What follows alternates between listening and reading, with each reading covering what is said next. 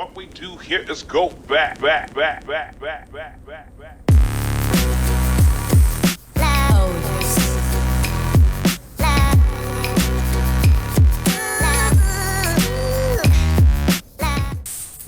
I just moved into a new apartment and I decided that I want to have a little garden.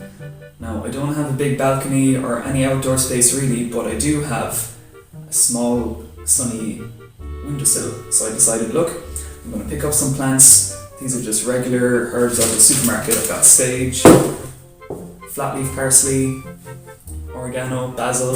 So I'm going to walk you through what I'm going to do. I want to get these plants out of their small little plastic pots, because in here they just have barely enough nutrients to get them going. So when you buy them on the shelf, they look really healthy, but they're going to quickly run out of steam. So in this small plastic pot, there's about, there must be at least 20 individual plants in here. The roots are going to quickly get pretty exhausted. So I've gotten these nice terracotta pots, and I like these because they're made out of sustainable materials and it's breathable as well. Now, these aren't super big. This is the biggest I could find, so it's going to have to do. For compost, I just got regular old compost. This was €1. It should do the job. The important thing is here, it's not peat compost, because peat is again not very sustainable. Break up the root ball here. Probably only going to use about half of these. So just gently pull them apart. Could put those into one pot and put this into another. Tear this open.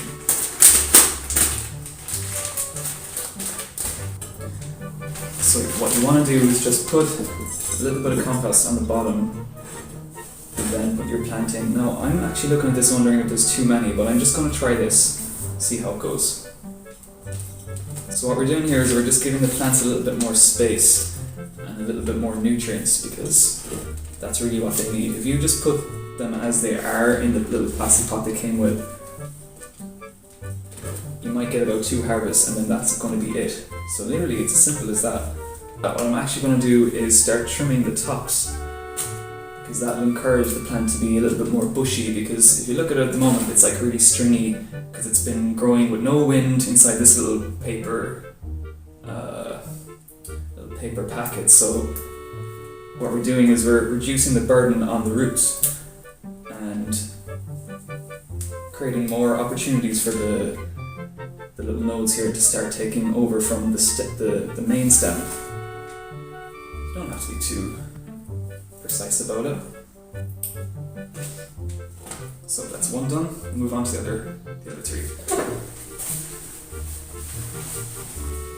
So now I'm going to do the basil, and looking at this plant, it's already getting kind of sickly looking, because when I bought this it was much greener and just healthier looking. So that's telling me that it's already running out of nutrients, so we need to get this out of this pot straight away. And again, there's so much overcrowding in here and the roots are getting super bound. Take a look here.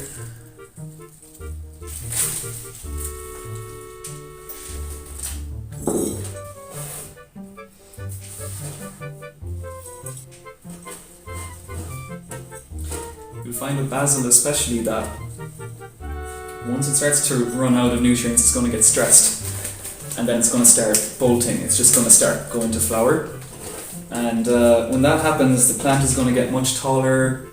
It's going to start, the lower leaves are going to start dropping off and it's going to get really bitter. So you don't want that. You want to avoid that at all costs. So ideally I'd have a much bigger pot for this basil, but this is going to do. Look, if it starts to get unhealthy we can always move it over into a bigger pot again. That's the basil done. Now I've already kind of trimmed these because I've been using them just for cooking and stuff, so I'm not going to trim those now yet. They've had enough of that. And yeah, basil done. If you tried to grow these supermarket herbs before, you probably noticed that you're going to start getting some mold and stuff if you leave them in the paper container. So that's another advantage to taking them out.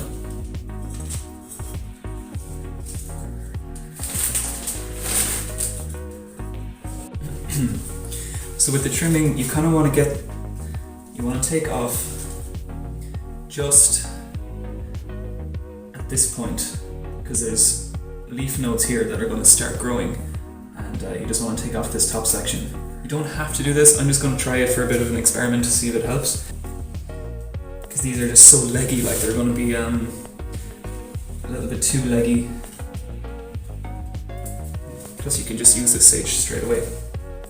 So you can see I'm after taking off that whole top part here.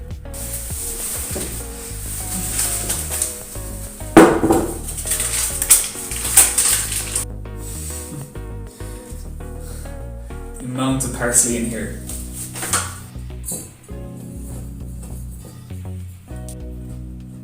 Okay, I'm going to leave the parsley like this because I don't know, it doesn't branch out as much as the others, so I have a feeling if I just cut this now, I'm really going to set it back, so I'm just going to leave that as it is. So I'm going to set some seed as well. I have some Mizuna here, or Japanese mustard, and this one's perfect for like a small garden because it germinates quickly, it's nice and vigorous. Within a week we should start to see this popping up. Yeah, good flavour, nice and peppery and really good in salads. So I'm just going to fill the whole pot and just leave a little bit of space on top.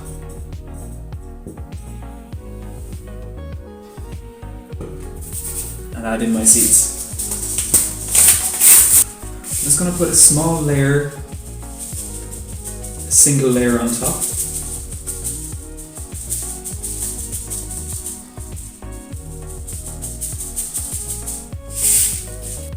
Probably about 30 or 40 seeds in there now.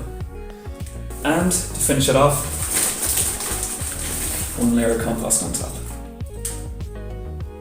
About 2 centimeters will do it.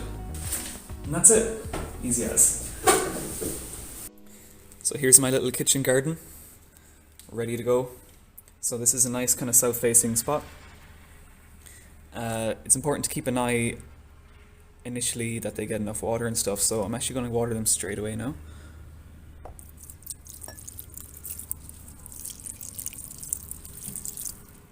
It's good to water them in to get good contact between the roots and the soil. And that's it. Check back in a few days, see how they're doing. So I threw together a quick liquid feed here. I put in some eggshells, banana skin, some coffee grinds, and literally just topped up with water. I'm going to leave that for about 5 days. And at the end of the 5 days, I'm just going to strain it off. This is good because the eggs are going to give calcium, and the banana skins are going to give like potassium and a few other bits and pieces, and the coffee grinds are going to give a bit of nitrogen. And these are all like valuable nutrients for the plant because the compost we put in is only going to give them so much. They're going to need a little bit of help. So yeah, this is something simple. You can make at home, stuff you have, give it a go. Alright, so this is about 10 days later, and I've noticed that the sage and the basil, especially this one, looks like it's being overwatered. So I've been watering them every day just to make sure that they don't wilt, and they're Mediterranean herbs, so they don't like too much water. So just keep that in mind, guys. Look out for that. The other's doing fine. Parsley is doing well. So hopefully now in about a week we'll be back on track. You can tell if it's being overwatered because it goes slightly yellow. The leaves start to droop down a little bit, especially at the tips here, you can see. Kind of yellow.